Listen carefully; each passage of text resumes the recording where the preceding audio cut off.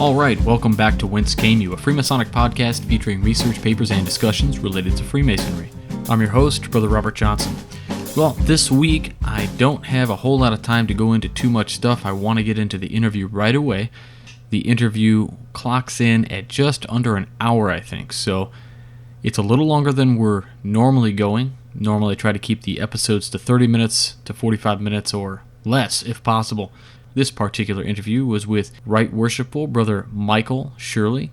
He is the Leadership Development Chairman for the Grand Lodge of Illinois, and he recently released a book which is about leadership. Now, the book itself isn't Masonic in nature, but it can be applied in that way.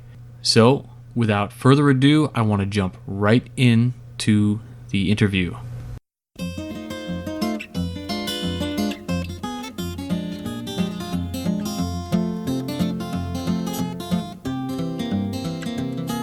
All right, everybody. Today we are lucky enough to talk with Right Worshipful Brother Michael Shirley. He is one of the regular contributors of the Midnight Freemasons blog, a professor at the Eastern Illinois University. He is on the Leadership Development Committee. In fact, he's the chairman for the Grand Lodge of Illinois, and also the author of the new book, Daley Influences, Meditations for Servant Leaders. So how you doing today, Brother Michael? Doing well, brother. How are you?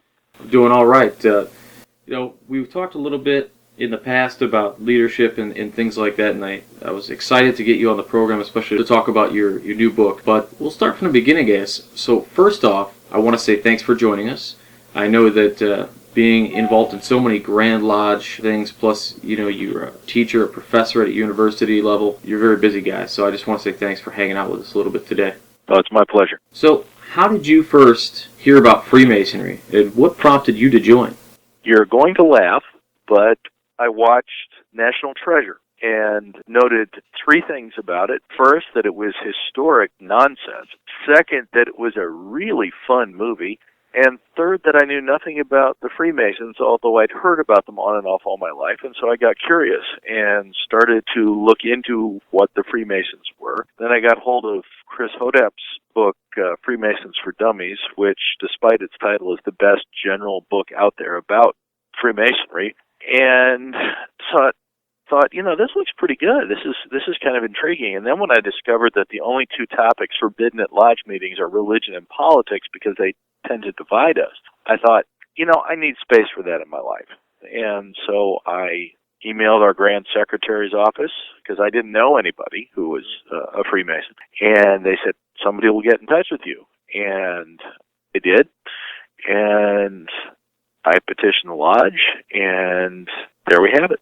See, and what's funny about that story is I have talked to several brothers before about what prompted them to come into the fraternity, and you said I was going to laugh, and I probably would have laughed if that had been the first time I heard that. Mm-hmm. Not the first person that is actually that's come across. That was, I believe Todd Creason's one of them. Yeah, Todd Creason was one of the guys of the National Treasure crew. And, mm-hmm. I can't say that's the exact reason I joined, but it is definitely half. It's got to be half at least.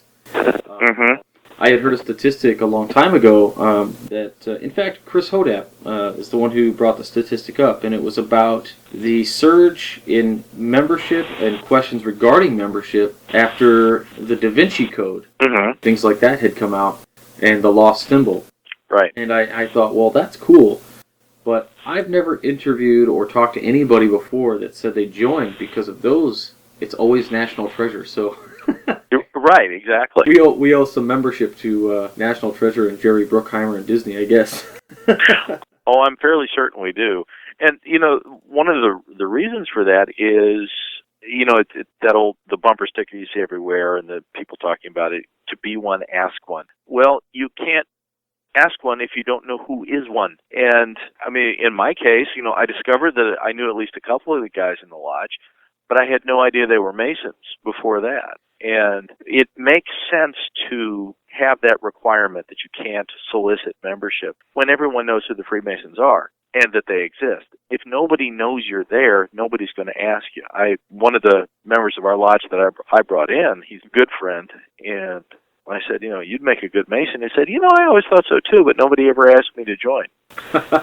And I said, well, I'll ask you now. I said, good, because I always figured you had to be asked. And that's something that a lot of people think. And, this, at least in Illinois, in our Grand Lodge, we can solicit membership. And I'm grateful for that because it allows me to identify men who would make great Masons and say, hey, let's talk about this. Absolutely.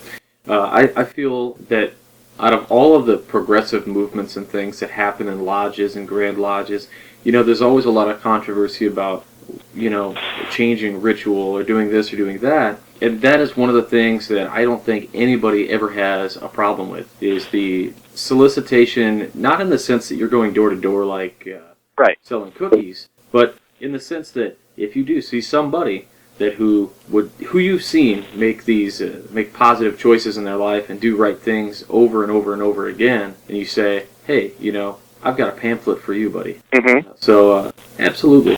And so what I wanted to kind of get into, and what a lot of guys had questions for you about, was leadership. Lodge leadership is, in my opinion, which is, I'm a 6-year Mason, so not very long, but in my opinion, leadership is crucial right now. I don't want to say more than it's ever been, but it's crucial right now, especially because of the lowering of numbers that we're having, membership drop-offs, sure. lodges who are meeting and reading the minutes and going home. There's not a lot of lodge education.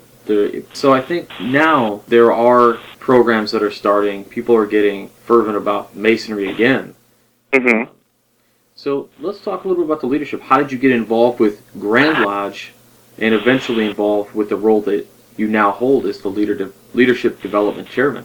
Well, it's kind of interesting. I got a call out of the blue. Rick Swaney, who was then Deputy Grand Master and was Grand Master 2010 to 2011, called me, or I should say, let me back up. I had been to a precursor of one of our town hall meetings. Rick had come to Charleston Lodge in Charleston, Illinois, which is where I work, where Eastern Illinois University is, to talk about stuff having to do with Grand Lodge programs. And I didn't know what he was going to be talking about, but I went there, met him for the first time. Hard to miss. He's got a personality in keeping with his early career as a drill instructor in the Navy, and outsized personality and a true servant and leader in every way. But he was asking questions and talking about things and soliciting opinions from various people. We're just all sitting around a big table.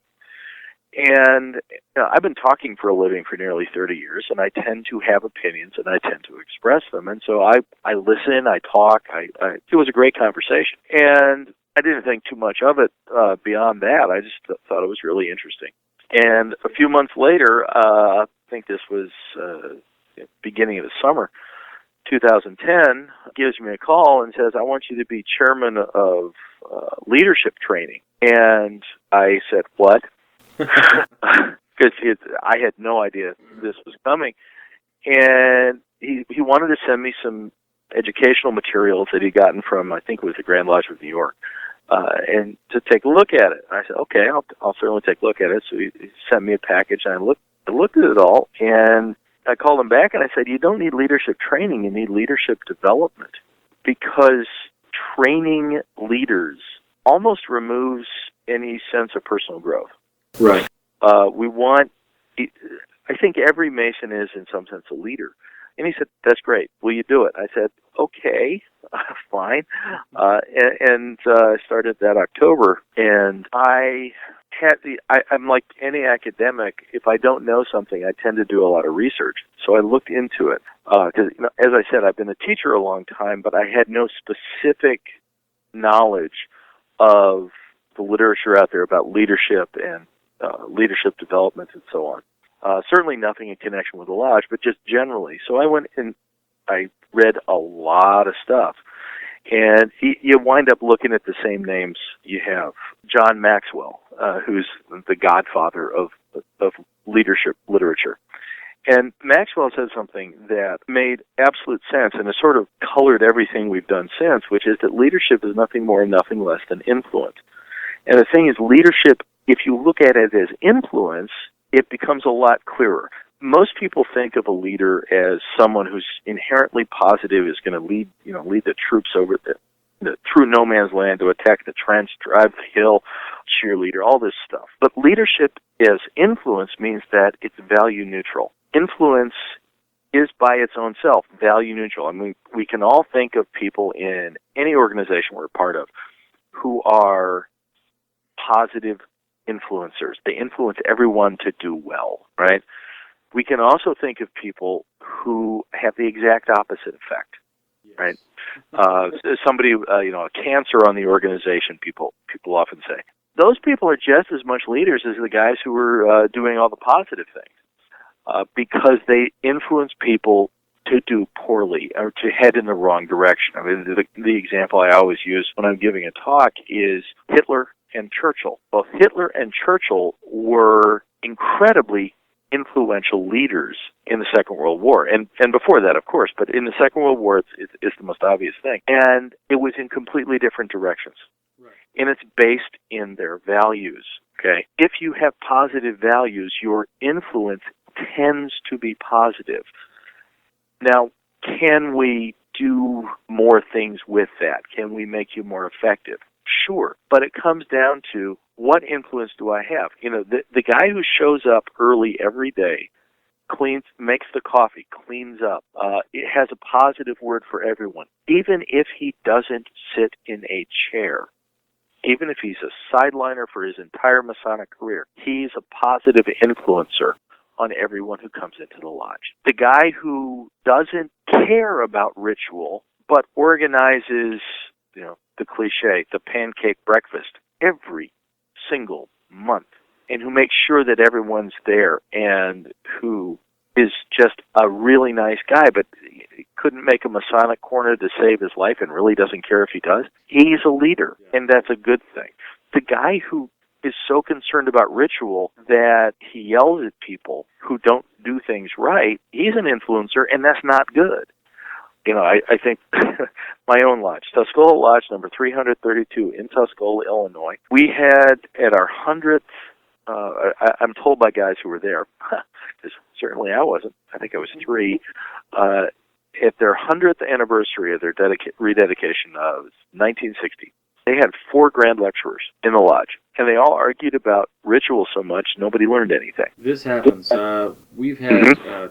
it's kind of it's a sad story, but in the past we've had practice for whatever degree. There's a bunch of younger guys in my lodge that are coming through degrees and coming through chairs. And we've got a couple guys in there who could very well be, Grand Lodge instructors if they took the testing. And we rely on those guys to point us in the right direction when we make mistakes. But there are times when we will be halfway through a practice when the 2 guys that are there start arguing about how it's supposed to be done, and the rest of us sit back and we're like, all right, trying to figure out which way we're going to go with it. And it gets kind of funny because we end up not learning anything in that portion of the practice.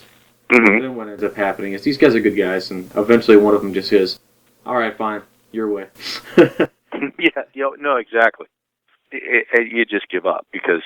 And what's the point of arguing? I understand completely. So I asked the brothers on social media, because a lot of them are concerned with the overall health of their lodges, and they want to turn it around and lead the lodge into greatness, or at least lead them back on the right path again. And so I think you've kind of explained leadership in that way a little bit better for them to be positive in all the things that they do, regardless of what they try to do. It sounds like the key here is being positive. Oh, yeah. It's about being brothers. I mean, people sometimes ask me, how can we revitalize our lodge, right? And I guess some of the, are there secrets? Well, it depends on the lodge, because one of the things we see a lot now is discussion about, what kind of a lodge should we have? The traditional observance lodges. We should all dress in tuxedos for degrees, certainly in suits for everything else, and all that good stuff. And then you got, great organizations like the Widow's Sons, with guys in leather wearing an apron, or some lodges that have their own culture. Yeah, I remember one one of my favorite stories is when a lodge in the southern part of the state there was a heat wave and their air conditioning broke, so rather than just not have lodge meetings, they had a Hawaiian luau lodge. Hawaiian shirts, shorts, and flip-flops with aprons. And they had a luau, and they had food, and they just had an absolutely wonderful time. All of those guys are very serious about the craft, but they're not serious about themselves. And that's the key. Be serious about Freemasonry, but not about yourself. Work on Masonic education. Apply the principles of Masonry to your life. Be kind. Have fun. Do things together. Involve the families. All of those things matter. If your lodge wants to be a traditional observance lodge and be very serious about that, wonderful. If your lodge wants not to do that, wonderful.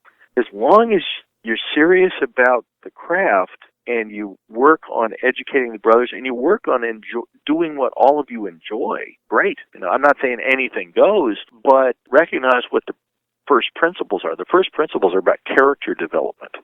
And you can do that dressed like a biker or dressed like someone who's about to be presented at Buckingham Palace. Absolutely. What I kind of take away from it was that, it comes back to the internal, not the external. Mm-hmm. So I wanted to kind of get into the listener questions a little bit. And when we asked this, I got a lot of responses. A lot of people were very interested to be able to ask. It's the first time I've ever done this where I've asked people to ask questions, because not everybody gets a chance to talk to a leadership development chairman. And so the first question I kept getting was, what is the reason he became a Freemason? And we covered that in the beginning. Mm-hmm. But the second question I thought was an interesting question. Through experience, what is the most valuable lesson life has taught you? I'll tell you a story. My mother always has said something that I have discovered is my most valuable lesson. She says, when you show up at a function of some kind, and you're not the reason for the function, it's not your graduation, it's not your wedding, it's not your funeral, go to the person in charge and say, what can I do to help? And then do what they tell you, even if it's just have a good time, because it's not about you. And that's the secret. It's never about you, really. It's always about what I can do to help other people. And if getting out of the way is helpful to other people, then I need to get out of the way. And that's it. It's not about me. I find that it's interesting. I've never heard anybody talk about it that way before. But I can honestly say I think a lot of people out there are starting to get that. And that's really important. Well, I have a lot of conversations with a lot of people. And there's a difference between having a conversation and having back and forth monologues. If I'm going to have a conversation with someone, it needs to be with full awareness of who this other person is. It includes not texting. Sometimes I'll be talking with a student and I'll say, excuse me, I have to multitask now because I've got to get some other stuff done. But I've also been doing this a while, so I'm able to focus that way. But if somebody is talking to me about something deeply personal, and I have tissue boxes on my desk for a reason because they get used, I have to focus my attention. And that's something that a lot of people in the world don't get, and that's that other people are kind of different from us. If I am going to really be a brother to someone else, I need to know who that person is and recognize what works for me doesn't necessarily work for him, and that's just fine, and vice versa. If I see someone doing something that I think is destructive of his own life or of his lodge or whatever, just speaking as a brother, I need to give him that fraternal correction, whisper in his ear. I wrote something recently for the blog about that. It was very popular. In fact, it was I'm pretty sure it broke every record as far as posts in a day, and I haven't checked the numbers in a few days, but you might be right on Creason's coattails on that one. Well, he'll take that as a challenge, I'm fairly certain. But I need to really see who other people are in order to lead them. I mean, there's sometimes, and there's a difference between positional leadership, which is the most basic level of Maxwell's five levels of leadership, where I am a leader because of my position, and then beyond. I want to cut you off just for a second to explain. Anybody listening to the show, I had a chance down at Grand Lodge to listen to Mike Shirley talk about this type of leadership and these 5 levels. And it was something, if you're a leader already, you're a leader in Lodge, you know you're a leader in Lodge, and you're one of these positive guys, I felt like you explained something that I knew, but that I didn't know, if that makes sense. And it was really, really, really interesting. Well, I was gonna say, let me give credit where credit's due. Most of that presentation was due to one of the guys I asked to be on my committee, Right Worshipful Brother Mike Sweeney, who is a member of Oriental Lodge number 33 up in Chicago, and just an all-around great guy. Yes, and that is Rick Sweeney's son, although these days I refer to Rick Sweeney as Mike Sweeney's dad, because, Mike just kind of matters more. And Rick, I'm pretty sure Rick would say the same thing. He put that PowerPoint together and conceptualized a lot of that information because he's incredibly talented with all of that. And I told him when we first started talking about the presentation for Grand Lodge this year, this was like last year, actually, I said, 5 levels of leadership, that's a great idea. I thought he came up with that idea, and I said, I think that's exactly what we need to do. You put it together because it's going to be your baby. You run it. And he did. He was a wonderful speaker. In fact, we found out that his home lodge also, he was a member of 1027, which is another lodge that meets in my building. So we got to talking about it a little bit. And he was a tremendous, tremendous speaker, and he left a lot of folks in that room interested and with a fire that was lit. Oh, yeah. I have no doubt. He, by the way, would be a really good guy to have on your program. I may have to give him a shout-out and ask him to come on, for sure. So, with these 5 levels of Lodge leadership you were talking about, if you wouldn't mind kind of explaining that just a little bit. Well, Maxwell's levels of leadership, he talks about 5 of them. Just give you a quick overview as Maxwell states them. The first level, the most basic level, is position. People follow you because they have to. Right.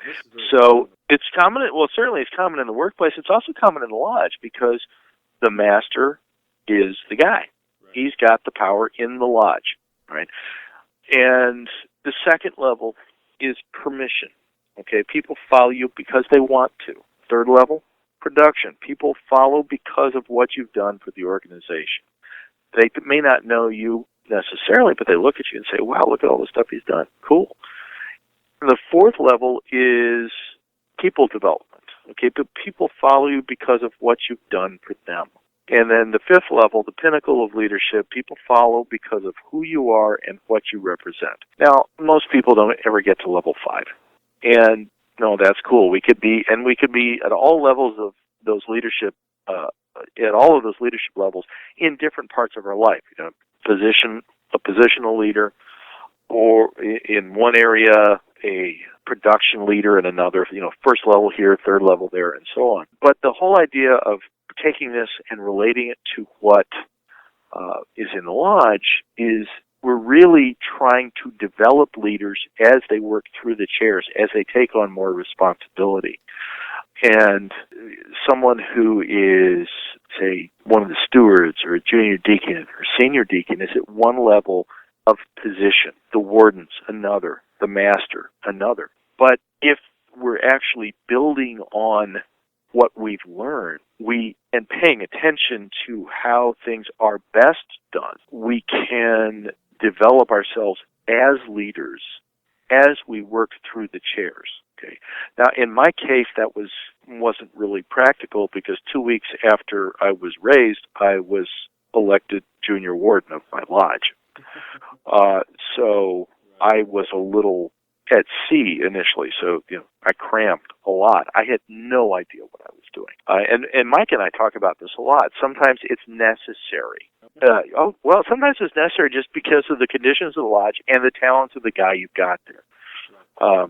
we've got a guy in our lodge right now, very talented, very committed, and we had talked about, he's been around for about a year. Let's get him in. So we're hoping to appoint him as junior deacon. And that'll be a great position for him to be in. He can see everything, work on floor work, work on rod work, and it's great. And for those, I have to say, for those of you who are listening, who aren't in Illinois, we take pride in the precision of our rod work. Come on by sometime. Visit a lodge. It's a lot of fun. What's funny about you saying that is two things. Junior deacon has got to be the most frightening chair if you've never held a chair because of all the work. But also at the end of that year as junior deacon, it has got to be the most fun I think I've had in any of the positions I've held in lodge. And secondly, your point about the rod work in Illinois, I never realized just how good we do here in Illinois, how well we perform. We had a visitor from Florida, and I want to say maybe 2 months ago. I'd never seen the guy. My brother from Florida came in, and at the end of the meeting, it was just a stated meeting, he stood up and he complimented us on how amazing the rod work was. And I'm thinking, there were some pretty sloppy turns, all this other stuff, right? But I think we held ourselves to such a high standard that even when we mess up, it's still pretty darn impressive. So I have to second that. I think here in Illinois, we do we'll toot our own horn a little bit, have some really good rod work. Well, I have to tell you a story. Chris Hodep told me when I heard him speak. Chris, of course, lives in Indiana, and he was telling me there was a guy from Illinois who moved to Indiana and affiliated with one of the lodges Chris belongs to, and he nearly jumped out of his skin when he saw the rod work. He said, "Can I teach you guys some things?" Which is fine, and they were happy to do it, I guess. But I'm a plural member of Island City Lodge number 330 in Minocqua, Wisconsin, which is where my family and I go on vacation for 2 weeks every year. And their ritual is way different, and their rod work is phenomenally different. But I remember I was sitting talking to a guy on the sidelines who happens to be past Grand Commander of Knights Templar in Wisconsin. And I said, the ritual is so completely different from the way it is in Illinois. And he said, yep, but it means exactly the same thing. And we forget that. That is true. When I visited my first time going anywhere else, my first real difference was when I went to California and I visited FNAM. I heard some differences. I mean, Wisconsin is FNAM, so right. I have seen some interesting things there. For listeners who are not yet Freemasons, two things. Rod work is simply, we have part of ceremonies, certain folks in the lodge carry staffs, and there is, if you could think about it, in almost a military drill type thing, but not quite that serious. And two, AFNAM and FNAM are just slightly different in the way they perform certain tasks. But so I go to California, and it was really interesting to me just even how, because I went there for a brother's raising, and Brother Rob Lewis, and just the opening of the ceremonies was so much different, but it all really does come back to the same core tenet. The ceremony felt the same, even though it was different. So. Oh yeah, and it is the same. And the thing is, if we focus on the differences, that's all we see. If we focus on what unites us, then we're really working the way we should as Masons. I definitely agree with that. Definitely. Yeah. There's a bit of the ceremony for the installation of the Worshipful Master, and it's a public ceremony, so I'm not revealing anything I shouldn't here. There's a quotation we use a lot in our presentations, my committee and I. It is not by the strong arm or the iron will that obedience and order, the chief requisites of good government, are secured, but by holding the key to the hearts of men. Absolutely. That's your influence, your leadership right there. That's right. Influence is not telling other people what to do. It is not managing them. It is not driving them. It is being the best you can be, and thus encouraging others to be the best they can be. It is by looking at them and being open to who they are as human beings. Absolutely. When you go into leadership, some of the listeners should also know that Mike Shirley is also a certified lodge instructor. So I think you've pretty much memorized everything there is. No. In Illinois, we have our book of standard work is all the ritual for all 3 degrees and for opening and closing and all that other good stuff, plus the catechisms and so on. To be certified lodge instructor, I just had to know the opening and closing and the first section of all 3 degrees for the examination of a visiting brother and a couple of other things, but for all the chairs and all the floor work. That's just the first section. It's the Grand Lodge and the Grand Lecturers, which is what I'm going to go for next. They know everything, and it's kind of scary. I think it's 27,000 words in the right order, plus the floor work. I'm working on it because you never get to where you want to go if you don't set a goal. It's, I use this with my students. I say when they're trying to figure out how to write a paper, I say, well, let me ask you a question. Have you ever gone on a road trip where you just started driving and hoped to wind up where you were going? Look at a map first. Create an outline. Figure out what your goals are. Good analogy, definitely. Yeah, I got a million of them. Well, the best of us do. So I got another question for you. One of the questions we got was if you could name one thing that lodges could do differently to re-engage its inactive members, what would that be? Visit them. Go talk to them. Yeah. If they don't want to come to meetings, don't force the issue, but let them know they're your brothers and they can count on you. Maintain communication. I have to, again, I think I heard you mention something about this before, and it was the reason why we actually got a couple of the guys who hadn't come back for the second degree. I ended up just calling them every week and go, come down and have dinner. Mm-hmm. And now they've progressed. Another question we got is, what is the secret of lodge retention? The same thing. Really? Well, is there a secret of lodge retention? Well, to some extent it depends on your lodge, but really recognize we're all busy. Recognize that in some sense at least, for guys like you and me, Masonry is a really fundamental and central part of our lives, and we think about it a lot and we do it a lot, right? And for other guys it's just not, and it can't be. Maybe it's because of the time of their life, their career, and so on, they just can't. I remember most worshipful Brother Terry L. Seward, immediate past Grand Master of Masons in Illinois, we had a state meeting for area deputies, assistant area deputies, and district deputies. And because I can't say no, I'm also an assistant area deputy.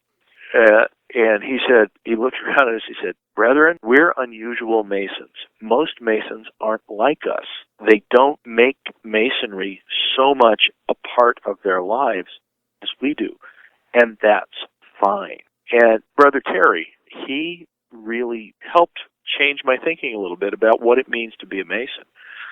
Because he's gone to visit guys who hadn't been to lodge in 49 years to give them their 50-year lodge pin, because they've been paying their dues.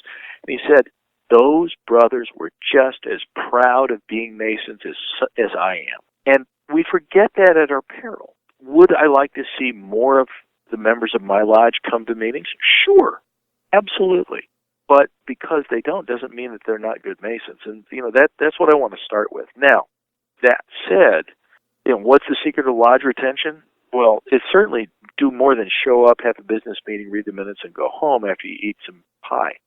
By the way, if anyone wants to visit Tuscola Lodge number 332, we meet on the second Thursday of the month at 7:30, and we always have pie. Just saying. And I said it before, what's the secret of lodge retention? Be serious about Freemasonry. Don't be serious about yourself. Work on Masonic education. Have some Masonic education every time. And it doesn't have to be this massive philosophical thing. I do this little thing about the relationship between Freemasonry and the Enlightenment, talking about the heliocentric theory of the solar system. And I remember I had I visited one lodge and did this, and had the worshipful master running circles around me, literally, just to demonstrate planetary orbits, because, I have fun.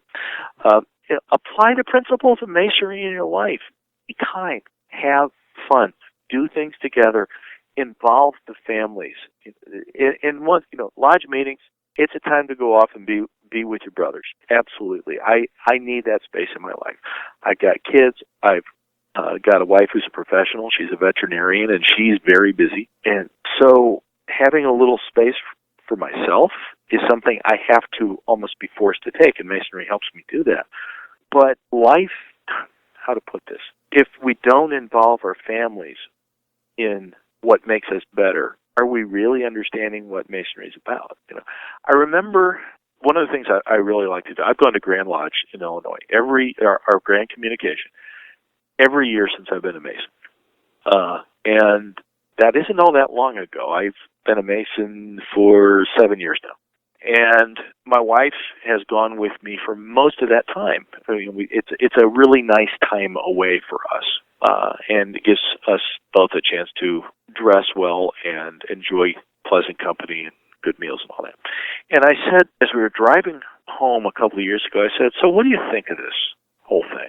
And she thought for a minute, and she said, "I really like the way you guys like each other so much." And that's what it's about. It's about brotherhood and friendship. I meet a guy who's a Mason, I have an immediate connection. And we have common things to talk about. And that's a wonderful, wonderful thing. Well, it's like anywhere you go. I've heard so many stories about guys who've never met each other before in their life, but they see the pin, they see the belt, or whatever it is, they shake hands, and it's like they've known each other forever. But countless times, you have that immediate connection with another brother Freemason. Right. And I've had guys wave me down on the side of the road to ask me where Chuck E. Cheese was. And he goes, "I'm trying to get to the Chuck E. Cheese," and I said, well, I thought to myself immediately, why the heck are you waving me down? Well, I saw their bumper sticker, they're a Mason, I'm a Mason. He was like, "Oh, I can ask this guy for directions." Right. If I could, I'd like to get back a little bit to the 5 levels of leadership. One of the things that Right Worshipful Brother Swaney came up with was a relationship that was sort of an establishment of the whole journey of Masonry, of the chairs, not including the secretary treasurer, because that's generally not part of the progressive line. If you look at the entered apprentice, look at the Tyler, the marshal, the stewards, they're learning the basics and structure of the craft. Now, in some lodges, the Tyler is the guy who knows everyone, right? But in some lodges, the Tyler's relatively new. If we look at the junior and senior deacon, can relate them to the fellow craft, doing a lot of the work and support for the lodge. And then we look at the master mason, junior warden, senior warden, worshipful master, leading, directing, and guarding the masonry in your lodge. And the levels of leadership are really kind of important to pay attention to, because ours is a progressive science. Masonry is a progressive science divided into different degrees. Position, people follow you because they have to. You don't have a lot of influence on their lives, right? When people follow a leader because they have to, they'll only do what they have to do. I have trouble with that with my students sometimes. And level 2, permission. It's primarily based on the relationships you have with others. Okay, people follow you because they want to. They give you permission to lead. Level 3, it's production. People follow you because of what you've done for the organization. Your influence is strengthened as a result of what you and your people accomplish together. Okay, people follow you because they've heard what you've done. Now, this is rewarding, but it's not where you want to wind up forever.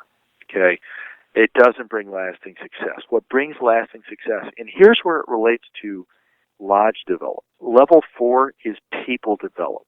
Okay, you develop and inspire other leaders, not just inspire followers. People follow you because of what you've done for them personally. And my job as a leader in anything is to help inspire my replacement. Right. Well, if you don't train the guy behind you, you're going to be there in perpetuity. That's right. That's it. Level 5, the pinnacle. That's really after sort of a lifetime's achievement.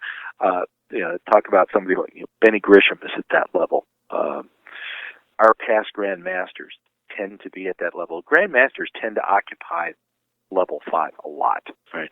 Or chairs of the Board of Grand Examiners here who are in charge of ritual in Illinois. I think of someone like Right Worshipful Brother Jesse Higginson, who had an enormous influence on Most Worshipful Brother Noel C. Dix, who is past chairman of the Board of Grand Examiners, past Grand Master, lives about 25 miles from me, so I see him a lot. So on the one hand, he's oh my God, this is the guy who's done so much. He was Grand Master when I first came in. As a matter of fact, he raised me at my 3rd degree, which was an amazing thing. Yeah, I had the weirdest 3rd degree just because of, I think, in part where I lived, and I was the first Master Mason raised in my lodge in 3 years, and so I had one past Grand Master obligate me in the first section of the 3rd degree, and then Noel raised me in the 2nd section. It was kind of impressive. So and they told me, said, you need to be serious about this. You need to go and do stuff. Well, it's like when I became a certified lodge instructor this year, which, by the way, is the hardest test I've ever taken, and I've got 4 graduate degrees. So yeah. All I can say is, at the end of it, you could have mopped me up with a sponge. and so, is it worthwhile? Oh, yes, absolutely. But when I got that, Noel came to me and said, okay, now that you're certified, go home and learn the work. And he's right, because this is just the start. I have, in terms of the ritual, in terms of teaching the ritual, I have position. Permission, production, people development, all that good stuff. That's in the future. That depends on what I do with it. Absolutely. Yeah, those 5 steps were so interesting to me. It's like I wanted to take those to work. Yeah. And do those at my next safety meeting, and to encourage people to do the right thing within safety. Well, I can certainly send you the PowerPoint. That would be awesome. Okay. Let me say something. One of the things that we talked about at the last class we did at Grand Lodge, Brother Sweeney and I, we talked about the journey of an officer in the lodge. And we have a lot of lodges where every chair is filled by a past master. But we've also got a lot of lodges where we've got a lot of young guys who want to move up through the chairs and learn this stuff. And what we need to do is get away from the idea that the position defines the person. Well, because you are junior warden, you have to do this. Well, maybe. It's not written anywhere that this is what you have to do. Should the junior warden be the guy in charge of buying the groceries? If the lodge decides to do that, yeah. But as we move through each of the officer roles, we should be doing a few things. Okay? We should be gaining knowledge and influence. We should be developing skills within those positions and taking advantage of the lessons they offer. We want to have each position build on the last position. We want to gain a better understanding of why each chair has certain responsibilities. So if the stewards, for example, are in charge of the food, it's not because we've always done it that way. It's because it's to teach them to be stewards of their brethren. By the way, the 2 most un-Masonic things you can say are, we've always done it that way, and we've never done it that way. Each officer needs to have a mentor, and each officer needs to be a mentor. And here's the thing. You are not elevated above your brethren. You're elevated by your brethren to serve them. Right. Absolutely. Well, within that, I think a lot of guys, it echoes to them within the ritual. For instance, during installation of officers, when the master-elect is told that he is only elevated above them for a short period. Because he is elevated above them, he should remember that he was elevated by them. Exactly. So let's talk about the new book a little bit, and it's called Daley Influences, Meditations for Servant Leaders. And I know how I would kind of describe the book, but how would you describe the book? It's daily reflections about things having to do with leadership, and it's got a daily action plan, if you will, and very brief terms. I took a quotation, I wrote a meditation, if you will, or an explication of that quotation, and then I had sort of a daily action relating to it. The 366 of them, and because I included leap year. Smart move. Okay. And it grew out of, obviously, the leadership development role. As I was doing my research and as I was trying to figure out a curriculum for what we were going to be doing, I started collecting quotations about leadership and about influence and about being a servant to others and so on. And it occurred to me after I'd gotten a couple of hundred of these things that maybe I should start writing about it. And I had the idea to do that. And then this last about 2 years, I started working on it after I'd had more of a chance to reflect on things, and managed to publish it through Amazon this year, at the end of the summer. It's for anybody listening, you can go to Amazon and find it, and if you're having a hard time, which I can't imagine you would, but we do also have a link right to it on the WCY podcast in the bookstore section, and you'll see it. It's all the way at the top left corner, and it is a tremendous book. I bought it, and for anybody who's thinking about it, you know, we live in this digital age where people say, I don't have time to do this, I don't have time to do that, I can't read, and all this. I think Mike Shirley kind of blows it out of the water there, because it's an ebook. It reads perfectly on an iPhone or an Android, and it's one page, really. I mean, you can do it as part of your morning routine. I get up in the morning, I make some breakfast, I read my page, and I do Lumosity, and then I go to work. So you have really, I'm not trying to get on anybody, but you really don't have an excuse to read a page a day that will dramatically increase your ability to at least understand leadership roles. And I find that, you know, when I do things like when I read a page like this, or and do these kind of things, you end up with a better outlook on your day anyway. It just has that positive influence on you. So I got to thank you for writing the book. It's been a tremendous influence already, just in the few short months I've had it. I appreciate that. Thank you. Absolutely. I have to add, it's also available for Nook on the Barnes & Noble site, although I think the Kindle version is better formatted for a smartphone. Okay. We'll get a link up to both of those in the show notes as well. Do you have a favorite quote from the book? Yeah, I actually do. It's one of my favorite quotations from Winston Churchill. And I'll just read, it's for April 18th. And Churchill said, "When you're going through hell, keep going." And what I wrote about that was, Churchill was often right, and with this statement, he was both right and useful. We have to keep going. To do otherwise is to make the choice to believe that nothing will ever improve, and that one might as well just sit down in the flames and roast. Get up and get moving. Today is not a good day to surrender to despair.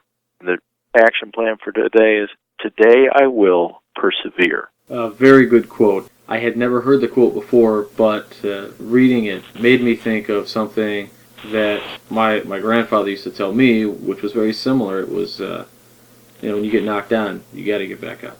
Oh yeah, absolutely. And actually, that's good for anybody. One of the things that I've discovered, Masons tend to be somewhat old-fashioned guys in a lot of ways, and that the Brother John Wayne, the silent, the stern attitude towards things. I have another one from January 24th I'd like to read if I could. Quotation from G.B. Stern. "Silent gratitude isn't much use to anyone. Gratitude unexpressed is not just useless, it is destructive. Cultivating an attitude of gratitude changes our relationships with others. It enables us to seek out, to really notice the gifts of time and effort given to us, and to cement with our gratitude the relationship created by those gifts. Today I will express gratitude to at least 3 people." And that's another thing that I like, is it's almost like you get assignments, and it really is a great book that way. And that specific quote is another great example of, I think that leads right into, it's part of that book, leadership. If you don't express the gratitude, people don't know that you appreciate what they do, and if they don't know that you appreciate them, I think that's where you get stuck at that first level leadership. They Right. follow you because they have to. Absolutely. And I know we answered a bunch of questions from the listeners, but I always like to ask one piece of advice you could give to a guy who is first coming into the lodge. A new Master Mason. A new Master. One piece of advice. No, I can't. I can give you a few sentences. Listen, learn, pay attention, find a mentor, have fun, and always remember the 10-20 rule. 10 words, 20 letters. If it is to be, it is up to me. If it is to be, it is up to me. 10-20. The rule is not original to me. Matter of fact, most worshipful Brother Swaney, Rick Swaney, gave that one to the entire Grand Lodge in his first address to us when he came in as Grand Master. I think I may have come up with a name, but that rule speaks to me. Now, it doesn't mean it's only up to me, but if I'm looking around wondering why nobody's doing something, it's because I'm not doing it. Actually, there's one other thing regarding leadership and influence. There's a guy by the name of Simon Sinek who came up with what he calls the golden circle that has had a lot of influence on me, on Mike Swaney, on the rest of our committee, and that we've tried to bring in our presentations. And that's that most of us in any organization, we start with what we do because it's easy to define. And we move on to how we do it, and only then do we start thinking, oh, why are we doing this stuff? If we start with why, then the how and the what follow, and people are much more inspired to go with it.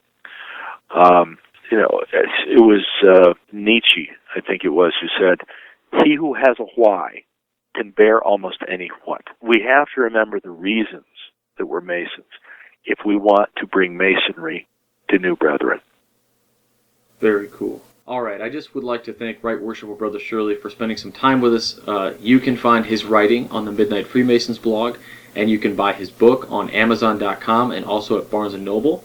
It's available for Nook, it's available for the Kindle, and we also will have links to all that in the episode descriptions. Also, a link to his books can be found on wcypodcast.com under the bookstores link, as I mentioned before.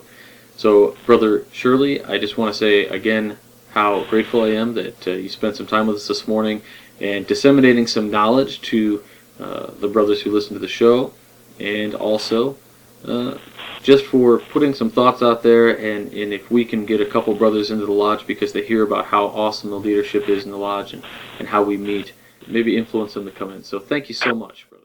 Oh, it's my pleasure. And if anyone wants to get hold of me to talk about more ideas, talk about Masonry, talk about leadership, my email is m.h.shirley@gmail.com. And I welcome to hear from anybody. Very cool, very cool. So anybody has questions, we'll put that up there also, and we'll get it all set up. Thank you, my brother. All right, now I know you all have enjoyed that. Next, I need to quickly mention our affiliate, On It Labs. If healthy living and supplements and kind of fitness is something that you guys are into, I'd urge you to go through our website, wcypodcast.com, click on the links for On It. Go ahead and pick up some really great products, Alpha Brain, Hemp Force Protein. They even have battle ropes and all other kinds of fitness equipment. And when you buy from them, when you go through our links, a little bit of the sale comes back to the show to help keep the lights on. Additionally, as a thank you, we have a coupon code which they've given to me to give to you guys, which is WCY at checkout, and that takes an additional 10% off of your order. Now, there are also other ways to support the show, 3 of which are our mobile apps, which let you listen to the show streaming wherever you are via your smartphone, your tablet, and you can get them for Windows 8, Apple, or you can get it on the Android operating system as well. On Android, you get it through the Amazon Marketplace, and if you are on Apple, you get it through the Podcast Box application, which you download in the App Store. The Windows 8 app is also available, and that is on the website. There's a link to it, And the app is $2, and what you get is not only the show streaming, but you also get access to the bonus features, which would be the papers that we read on the show, as well as Masonic wallpapers, which are sized appropriately for your mobile devices. And those are just the bonus features of me saying thank you to you for helping support the show a little bit. Thirdly, there is the Stitcher Smart Radio application. If you're on Stitcher already, check us out on Stitcher. If you're not, you can download Stitcher Smart Radio for free, register for free, and when you do register, type in the promo code Whence Came You with no spaces, and they'll send our show $1 to help support the show. And before we close it up for this week, I do want to get into the famous Freemason of the week. We do it every week. There's no excuse. We're always going to get it. So, the famous Freemason of the week. Now, this famous Freemason was actually a suggestion sent to me through our Facebook page. And he said, Brother Johnson, I was just watching the new movie The Butler, which is an adaptation of the life of Eugene Allen, a long-serving White House butler and also a Prince Hall Freemason. Watching a movie inspired by his life, I saw no mention of him being a Mason. And after reading his true story and experiences, I have no doubt Freemasonry was a contributor to his very successful life. You may have included him in your famous Freemason section before, and if you haven't, I would like to nominate him for that honor. Fraternally yours, Brother Junior Knight, Chicopee Lodge, Grand Lodge, Massachusetts. Brother Knight, I have not covered Brother Eugene Allen, so let's do it right now. Now, he was a member of Masonic Lodge number 17, Most Worshipful Prince Hall Grand Lodge, District of Columbia. He was born on the 14th of July in 1919 in Scottsville, Virginia. He was an African-American butler who served under 8 U.S. presidents, including Harry S. Truman, John F. Kennedy, and Jimmy Carter. He witnessed firsthand some of history's major events, as well as the changing perspectives on race in political arenas.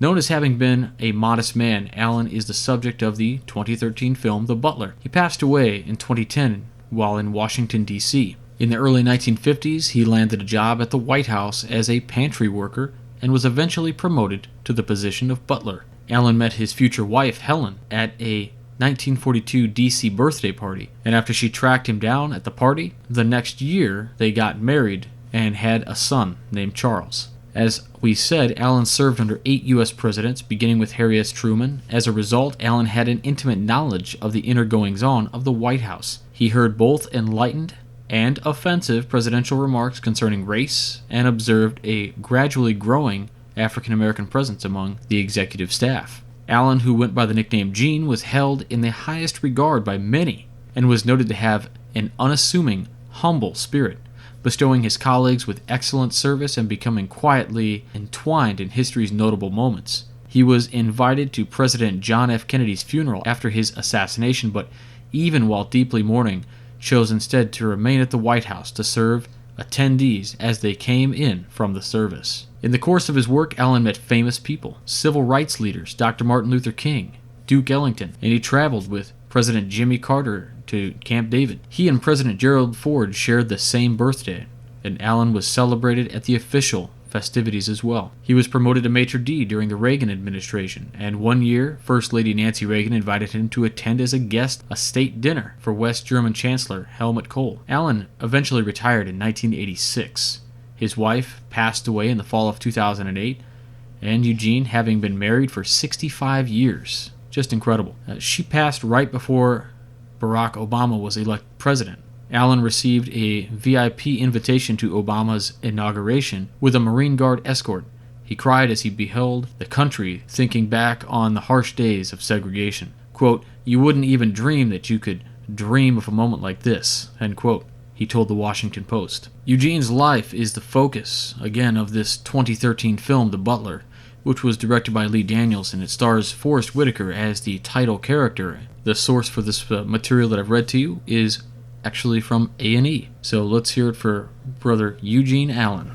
All right, that's it for the week. Thanks so much for joining us for the interview with Right Worshipful Brother Michael Shirley. Please find us on Facebook and follow us on Twitter at Whence Came You. Additionally, we're on Google Plus at the email address wcypodcast@gmail.com. Check out Brother Mike Shirley's book and all the rest of the books by friends and brothers of the show on wcypodcast.com and click the link for the bookstore. Make sure you check out the Midnight Freemasons for 3 articles every single week that are always new, and also check out our Masonic businesses like PB&J Water and FraternalTies.com. All right, everybody, stay on the level, and for Whence Came You, I'm Robert Johnson.